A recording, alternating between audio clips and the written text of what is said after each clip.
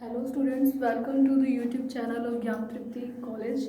और हम अपने पहले लेक्चर्स में लेज़र कर रहे थे। अब आज हम देखेंगे ऑप्टिक्स का ये एक टॉपिक है, ऑप्टिकल फाइबर।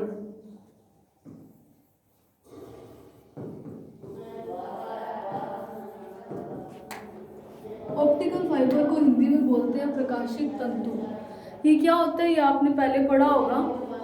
इसका मैं आज आपको थोड़ा सा आपने सिर्फ इसका बेसिक पढ़ा होगा, आज इसके पार्ट्स भी बताए जाएंगे।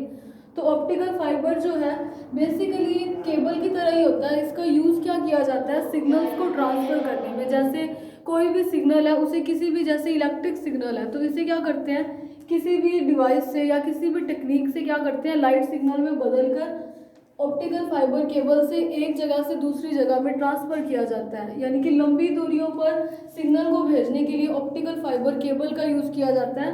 और ये होती क्या है, ये कुछ इस तरीके की होती है।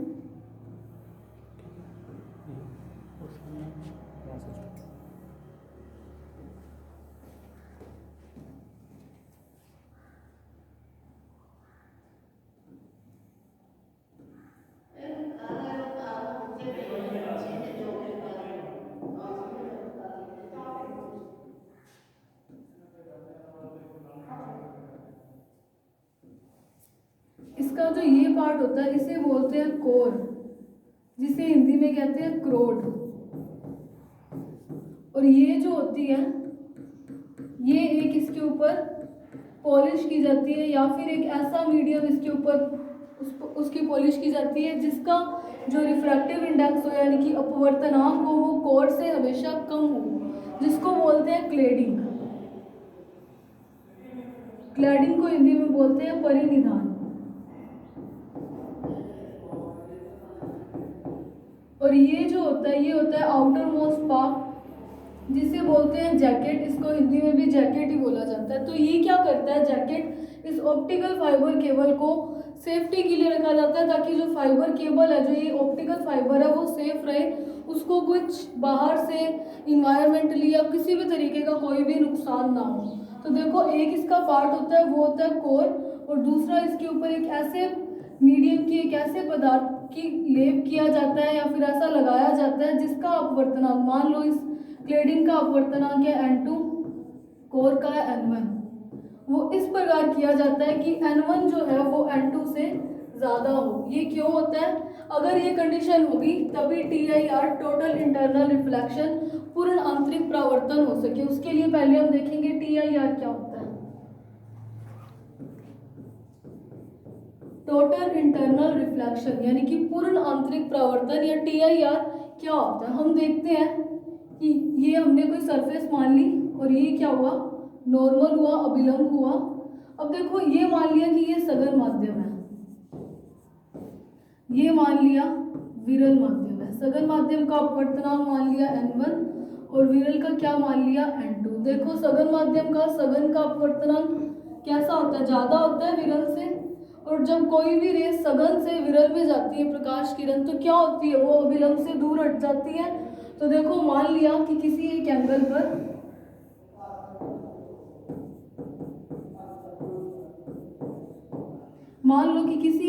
पर एक प्रकाश की किरण इस पर आपतित कराई गई, जो मान लिया आई एंगल बना रही है। तो देखो, सघन से विरल में जा रही है, तो इसका अपवर्तनांक क्या, ये जो क्या हो जाएगी, इस अभिलंब से दूर हटेगी, मतलब यूं हो जाएगी।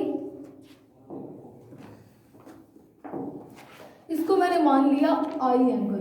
आई क्या होता है, आपतन कोण, और ये क्या होता है, परावर्तन कोण आर।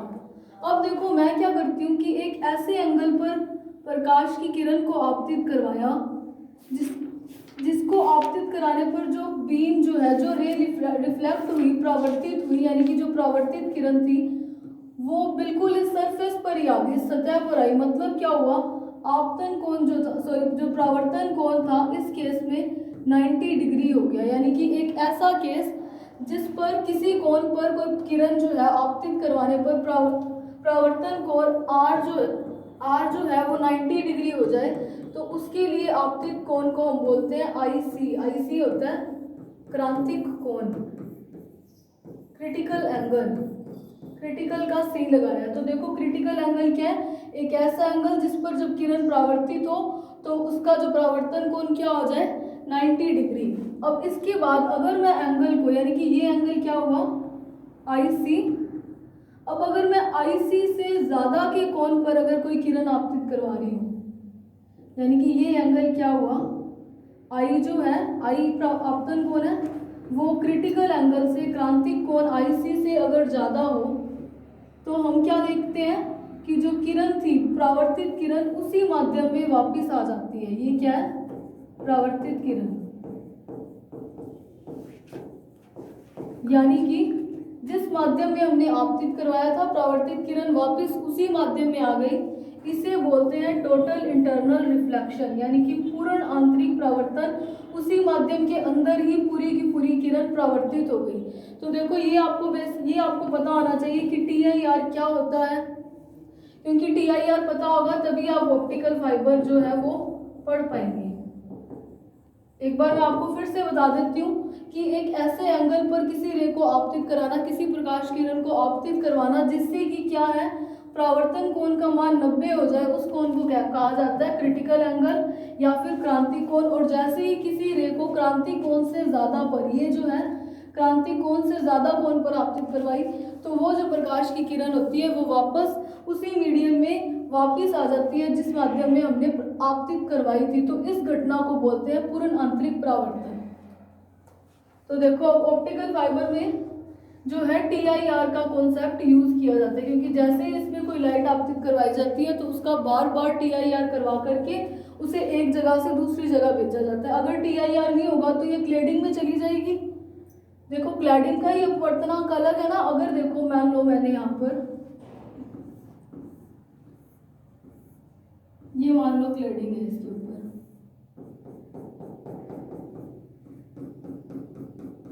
जिसका क्या है N2,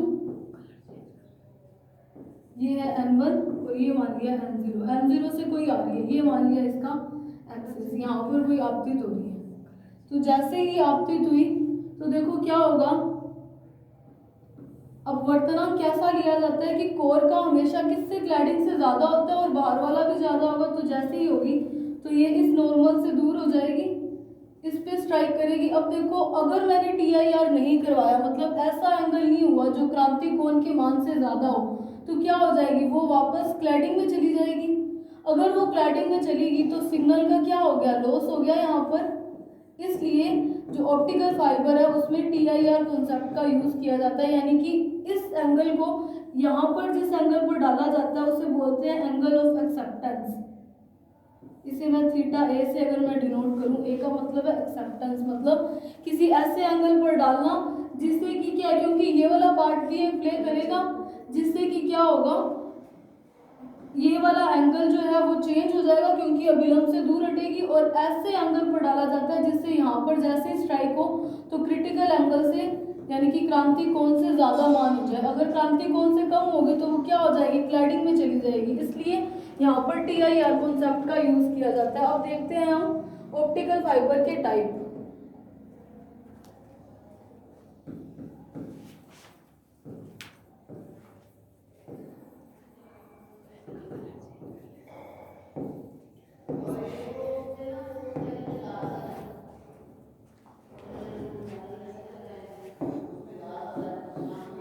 देखो ऑप्टिकल फाइबर के टाइप में हम देखेंगे,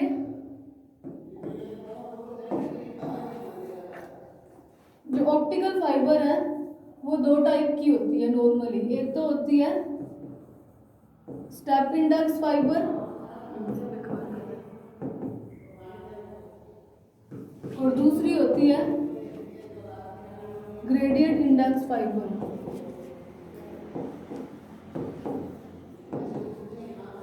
इसको बोलते हैं हिंदी में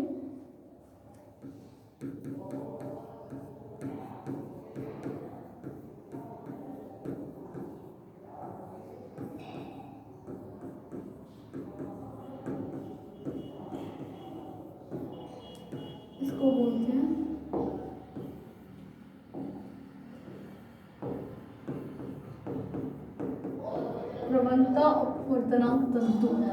देखो ऑप्टिकल फाइबर को हिंदी में बोला जाता है प्रकाशिक तंतु, जो कि नॉर्मली दो टाइप की होती है। एक होती है स्टेप इंडेक्स फाइबर, जिसे हिंदी में बोलते हैं सोपानी अपवर्तनांक तंतु, और जो दूसरा होता है वो होता है ग्रेडियंट इंडेक्स फाइबर, जिसे हिंदी में बोलते हैं प्रवणता अपवर्तनांक तंतु। इसका रीजन क्या है, इसको स्टेप बोलने का रीजन क्या है कि ये कुछ इस तरीके की होती है। अब वो कैसे होती है मैं आपको बताऊंगी, जब ग्रेडियंट और ग्रेडियंट जो है वो इस तरीके की होती है। इसका रीजन क्या है, ये जो है क्लैडिंग को शो कर रहा है,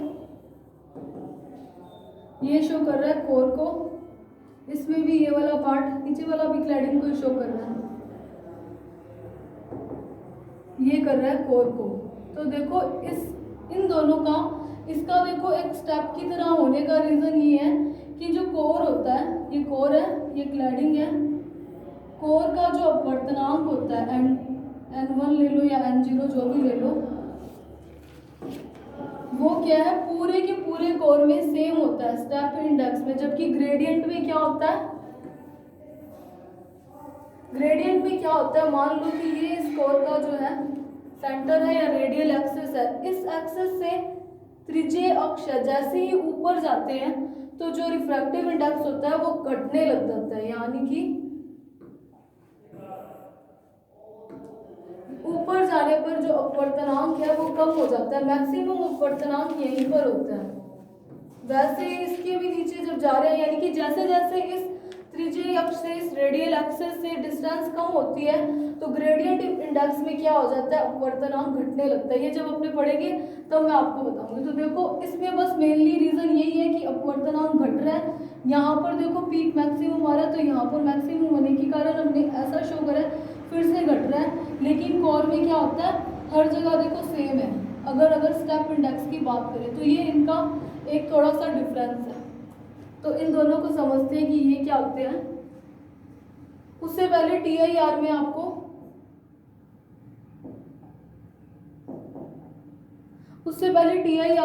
कुछ बताना था। तो देखो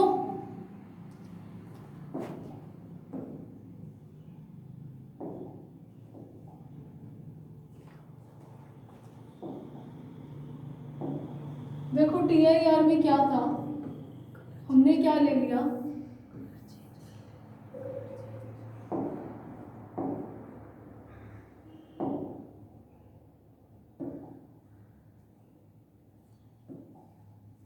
जैसे ही एंगल जो है I जो है वो IC से ज़्यादा होता है, तो वो क्या है इस मीडियम में ना जाकर के यहीं वापस आ जाता है।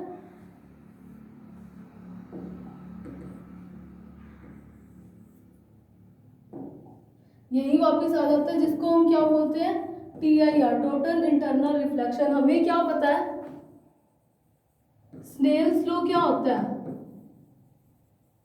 स्नेल का नियम क्या कहता है कि n1 साइन I किसके इक्वल होता है, n2 साइन R के इक्वल होता है। यही होता है स्नेल का नियम, या फिर आपने यूं पढ़ा होगा,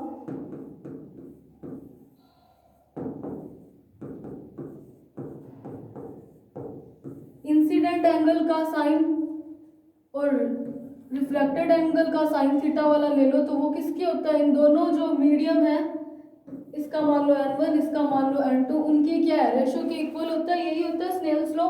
तो अगर मैं मानूं कि I जो है वो IC है, तो यहाँ से देखो क्या आएगा, n1 साइन IC किसके इक्वल आ जाएगा, n2 साइन R क्या हो जाएगा यहाँ पे 90 डिग्री, क्योंकि जैसे ही IC था तो क्या था, रे जो थी वो यहाँ पर आ रही थी, वो क्या जो ये अभिलंब है नॉर्मल है उससे 90 डिग्री का ही एंगल बना रही थी। तो यहाँ पर क्या हो जाएगा, R की वैल्यू हम 90 रख देंगे, साइन 90 क्या होता है 1, तो n1 साइन IC क्या हो जाएगा, IC क्या है क्रिटिकल एंगल, जो कि किसके इक्वल हो जाएगा, n2 के। यहाँ से अगर मैं साइन IC निकालूं तो वो क्या हो जाएगा, n2 ओवर में n1, या फिर मैं इसको क्या लिख सकती हूँ, IC को साइन इनवर्स n2 ओवर में n1। ये फॉर्मूला ऑप्टिकल फाइबर में यूज होगा। तो इसको देखना, IC की वैल्यू क्या निकल जाती है, साइन इनवर्स n2 ओवर में n1। ये इंपॉर्टेंट एक फॉर्मूला है। तो देखो अभी हम देख रहे हैं, अभी तक क्या किया था, सिर्फ और सिर्फ स्नेल का नियम लगाया था, जिससे क्या निकला, n1 साइन आई किसके इक्वल होगा, n2 साइन आर के। आई अगर मैं क्रिटिकल एंगल आई सी लूँ तो आर क्या हो जाएगा, 90 डिग्री होगा। अगर ये 90 होगा तो साइन 90 की वैल्यू 1 होने के कारण यहाँ क्या रह जाएगा, सिर्फ n2, यानी कि यहाँ से अगर मैं आई सी की वैल्यू निकालूँ तो वो क्या निकलेगा, साइन इनवर्स n2 ओवर में n1। इसको इक्वेशन 1 दे देते हैं। तो अब हम देख रहे हैं ऑप्टिकल फाइबर का पहला टाइप, स्टेप इंडेक्स फाइबर।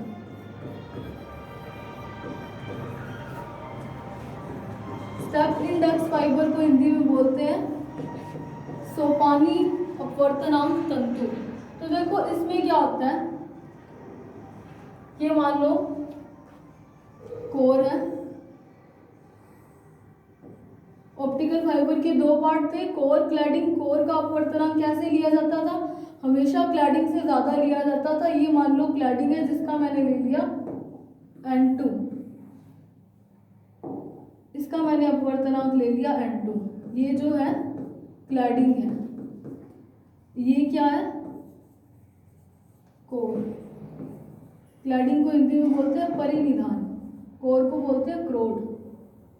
इसका भी n2 ही होगा, क्लैडिंग ही नीचे की हुई है, सेम ही पदार्थ की जाती है। इसका मान लिया मैंने n1 और बाहर मैंने मान लिया n0। अब देखो ये ऑप्टिकल फाइबर तो कितनी भी लंबी हो सकती है, इसलिए मैंने इसको यहाँ से यूं शो कर दिया। जैकेट को मैं एक बार नहीं दिखा रही, जैकेट तो सिर्फ इस फाइबर को सेफ रखने के लिए होती है। अब देखो ये मान लिया कि ये इसका रेडियल एक्सिस है। मैंने क्या बताया था, स्टेप इंडेक्स जो है वो कुछ इस तरीके का होता है, जिससे क्या पता चल रहा है, जो कोर है ये कोर को शो कर रहा है और ये क्लैडिंग को। कोर का जो अपवर्तनांक है वो पूरे के पूरे कोर में सेम होता है, जिसके कारण देखो जैसे ही कोई रे जो है, प्रकाश की किरण वो आपतित हुई,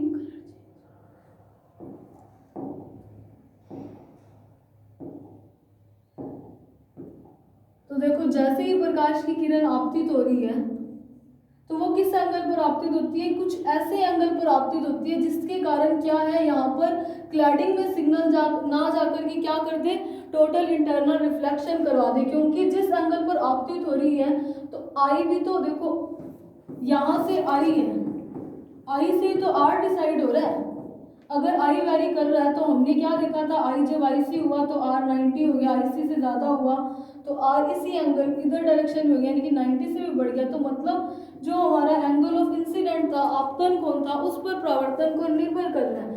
तो मतलब कि इसे एक ऐसे एंगल पर आपतित करवाया जाता है जिससे कि यहाँ पर जैसे ही वो स्ट्राइक करे, जैसे ही रे आए तो उसका क्या हो जाए, टी आई आर हो जाए। मतलब इस वाले एंगल को क्या बोलते हैं, एंगल ऑफ एक्सेप्टेंस।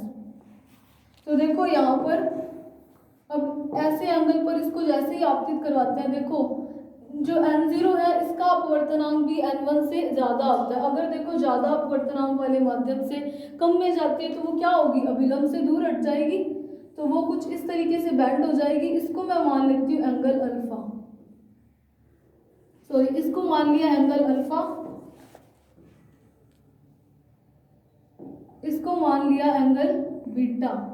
इसको मैं अलग से शो कर दूंगी। देखो अब वो जैसे ही आपतित हुई, कोर का हर जगह सेम है, मतलब इसमें कुछ भी अपवर्तनांक की दिक्कत नहीं है, तो वो क्या है, सीधा यहीं पे स्ट्राइक करेगी।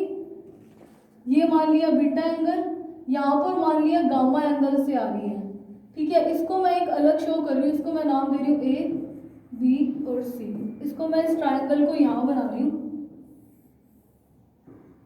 ये है बीटा एंगल, ये है गामा एंगल। इसको मैं मान लेती हूँ ये ए है, ये बी है और ये सी, डिस्टेंस दे दी मैंने। तो देखो यहाँ से अगर मैं साइन गामा निकालूँ तो वो क्या निकलेगा, सी ओवर में ए निकलता है। अगर मैं साइन गामा निकाल रही हूँ तो गामा के सामने वाला क्या हो जाएगा, परपेंडिकुलर। अगर ये परपेंडिकुलर है तो साइन क्या होता है, परपेंडिकुलर ओवर में हाइपोटेन्यूस। करण होता है लंब बटा करण। तो इसको एक बार हटा दो ताकि आप कंफ्यूज ना हो जाओ। तो इसका मतलब क्या है, साइन गामा क्या हो जाएगा, सी ओवर में ए। अगर मैं सिमिलरली साइन बीटा देखूं तो वो भी क्या होगा, बीटा के सामने वाला परपेंडिकुलर बी हो जाएगा, तो यानी कि बी ओवर में ए हो जाएगा। तो इस ट्रायंगल से हमें ये दो वैल्यूज पता चल रही है, एक तो क्या साइन गामा जो क्या आ रहा है सी ओवर में ए, और साइन बीटा क्या आ रहा है बी ओवर में ए। तो देखो यहाँ से ये दो वैल्यू निकल गई। एक चीज क्या पता चल रही है, अगर ये वाला जो गामा एंगल है, अगर इसकी वैल्यू, देखो ये जो गामा है, अगर इसकी वैल्यू IC से कम हुई तो क्या हो जाएगा, ये जो सिग्नल होगा ये क्या क्लैडिंग में चला जाएगा। अगर क्लैडिंग में चला गया तो सिग्नल का तो लॉस हो गया ना, क्योंकि कोर से ही तो वो जा रही है। क्लैडिंग तो एक ऐसा पदार्थ उस पर लगाया गया, अगर उसमें चला गया तो सिग्नल क्या हो जाएगा, उसका लॉस हो जाएगा। इसके कारण हम क्या करते हैं, ये वाला केस ना लेकर हम क्या करते हैं, एक ऐसे एंगल पर ही, एक्सेप्टेंस एंगल को, अल्फा को ऐसा एंगल लिया जाता है कि जैसे ही ये क्लैडिंग पर आए तो गामा की वैल्यू जो है वो IC से ज़्यादा हो जाए। अगर IC से ज़्यादा होगी तभी तो वो वापस इसी मीडियम में आएगी और TIR शो करेगी, वापस इसी मीडियम में आई, फिर क्लैडिंग पर टकराई, फिर से यूं, यानी कि बार बार फिर इसका यूं चलता जाएगा जितनी लंबी ये वायर होगी। तो देखो इसके लिए क्या केस बनता है कि गामा कैसा होना चाहिए। अगर यहाँ पर भी आ जाए, हम मान लेते हैं कि गामा की वैल्यू जो है वो क्रिटिकल एंगल से या तो बड़ी होनी चाहिए या बराबर होनी चाहिए। हमारे पास हमने इक्वेशन 1 क्या निकाली थी, हमारी इक्वेशन 1 क्या थी, IC क्या आई थी, साइन इनवर्स N2 ओवर में N1, ये इक्वेशन 1 थी। तो देखो अगर मैं IC से ज़्यादा बराबर होना चाहिए तो इसके लिए क्या करते हैं, मैंने क्या कर दिया, IC की वैल्यू रख दी। अगर IC से ज़्यादा या बड़ा होना चाहिए तो गामा कैसा होना चाहिए, साइन इनवर्स N2 ओवर में N1 होना चाहिए। यानी कि इसको मैं क्या लिख सकती हूँ, साइन गामा कैसा हो जाएगा, N2 ओवर में N1। इसको दे दो इक्वेशन नंबर 2 और इन दोनों को दे दो इक्वेशन 3 और इक्वेशन 4। अब क्या करना है, बस हमारे पास साइन गामा की, यहाँ पर दोनों जगह साइन गामा है, हमें सिर्फ साइन गामा की वैल्यू पुट करनी है। अभी तक क्या किया है, एक ऐसे एक्सेप्टेंस एंगल पर अल्फा को ऐसा एंगल लिया कि जिसपे इसे आपतित करवाने पर जैसे ही कोर से क्लैडिंग पर जाए तो ये जो गामा है वो क्रिटिकल एंगल से ज़्यादा हो। अगर क्रांति कोण से ज़्यादा या बराबर होगा तभी सिग्नल क्लैडिंग में नहीं जाएंगे, अगर क्लैडिंग में गए तो सिग्नल की क्या हो जाएगी, लॉस हो जाएगा। इसलिए क्या करते हैं, गामा को IC से ज़्यादा या बराबर रखा जाता है। IC की वैल्यू क्या है हमारे पास, साइन इनवर्स N2 ओवर में N1 जिसे पुट किया और साइन को इस साइड लेकर आए तो हमारे पास साइन गामा की वैल्यू निकली। और अगर मैं ये वाला ट्राइंगल लेती हूँ तो देखो क्या होता है, इस वाले ट्राइंगल पर, इस वाले ट्राइंगल से हमें क्या पता चल रहा है कि साइन गामा की वैल्यू क्या होती है, C ओवर में A और साइन बीटा की क्या होगी, B ओवर में A। ये इक्वेशन में बस वैल्यू पुट करेंगे अभी। तो देखो हमारे पास क्या आया, साइन गामा की जगह मैं लिख रही हूँ C ओवर में A, वो किससे ग्रेटर देन और इक्वल्स है, किससे बड़ा या बराबर है, N2 ओवर में N1 के। ठीक है, अब देखो हमारे पास क्या था, ये एक ट्रायंगल था जो कि बीटा गामा, ये 90 डिग्री है, ये A, ये B और ये C। ये क्या है, एक समकोण त्रिभुज बन रहा है, एंगल 90 है। अगर ये समकोण त्रिभुज बन रहा है तो पाइथागोरस थ्योरम लगेगी, यानी कि पाइथागोरस से हमें क्या पता चल जाएगा, लिख दो यहाँ पे by triangle A, B and C।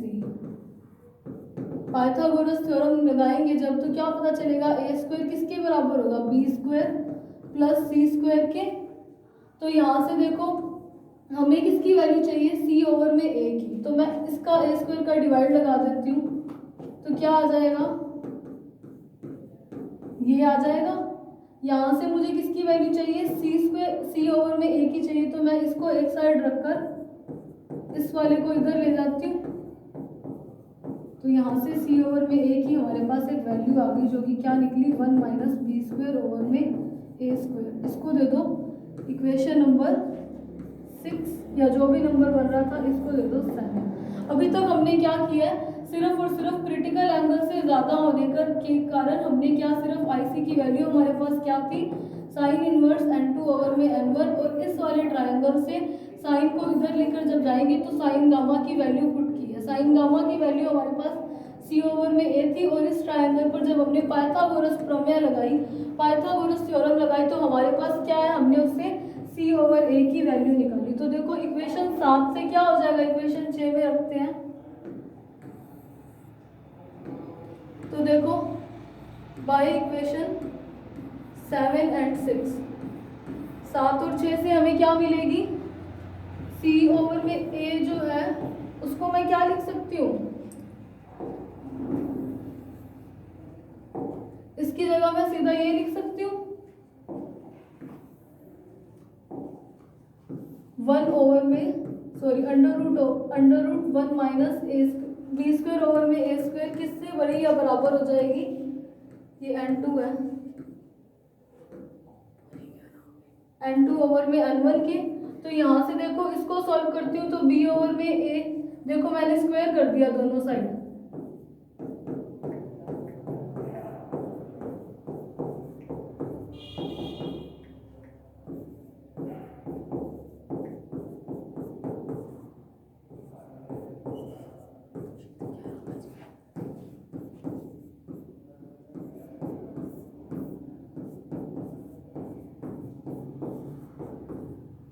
ये आया। इसको सॉल्व करने पर सिर्फ और सिर्फ इस वाले 1 को उधर ले जाकर के बी स्क्वायर को इधर लेकर के मैंने सिर्फ सॉल्व किया, यानी कि हमारे पास b बाई ए की वैल्यू ये निकल गई। और यहाँ से साइन बीटा की वैल्यू क्या निकली थी, b ओवर में a। तो यानी कि यहाँ से क्या पता चल रहा है, साइन बीटा जो है उसको मैं ये लिख सकती हूँ,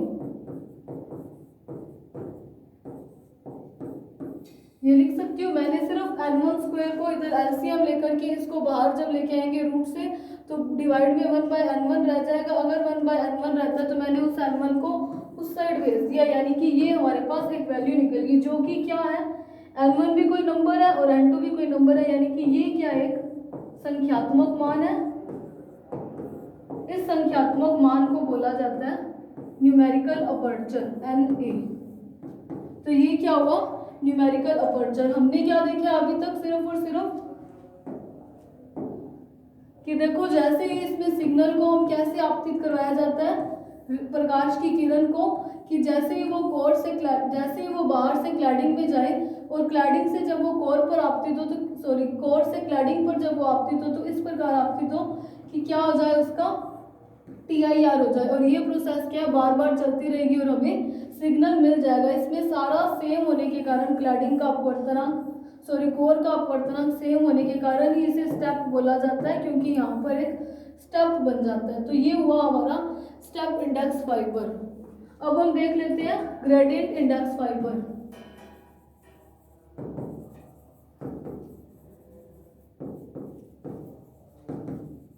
ग्रेडियंट इंडेक्स फाइबर में क्या होता है कि इसमें अलग अलग लेयर बन जाती है। ये तो हो गई क्लैडिंग जिसका मान लिया मैंने NM मान लो।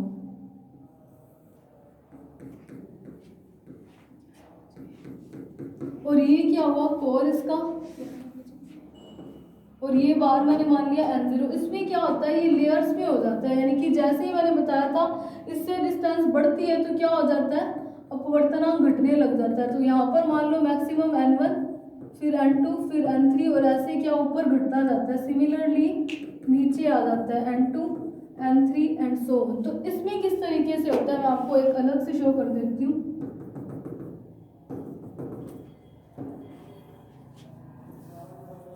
ये मान लिया कि इसका जो सेंटर वाला है जिसपे N0 है,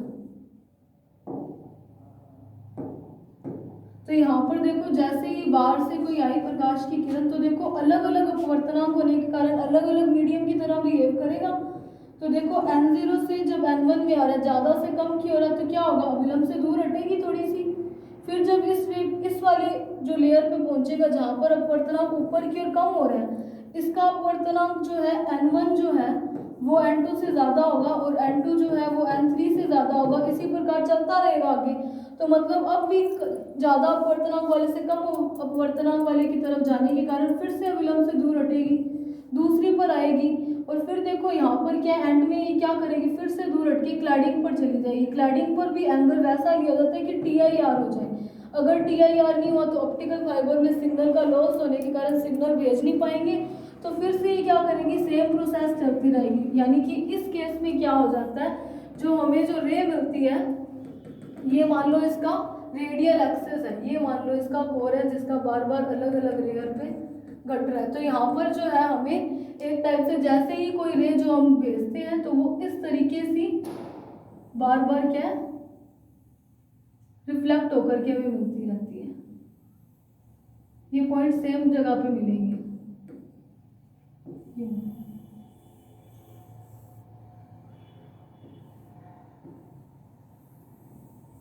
तो मतलब क्या ग्रेडियंट इंडेक्स में हमें इस तरीके से ना मिलने के बजाय इस तरीके से मिलता है, सिग्नल तो फिर भी पहुंच जाता है। तो ये था हमारा ग्रेडियंट इंडेक्स, इसमें बार बार चेंज होने के कारण इसको यूं शो किया जाता है। तो ये दोनों हमारे स्टेप इंडेक्स और ग्रेडियंट इंडेक्स में डिफरेंस हो गया कि उसमें सिग्नल का इस तरीके से TIR होता है और इसमें सिग्नल इस तरीके से भेजा जाता है। तो ये हमारा ऑप्टिकल फाइबर था, इसका यूज मेनली क्या है सिग्नल्स को ट्रांसफर करने के लिए किया जाता है। So thank you for watching this video.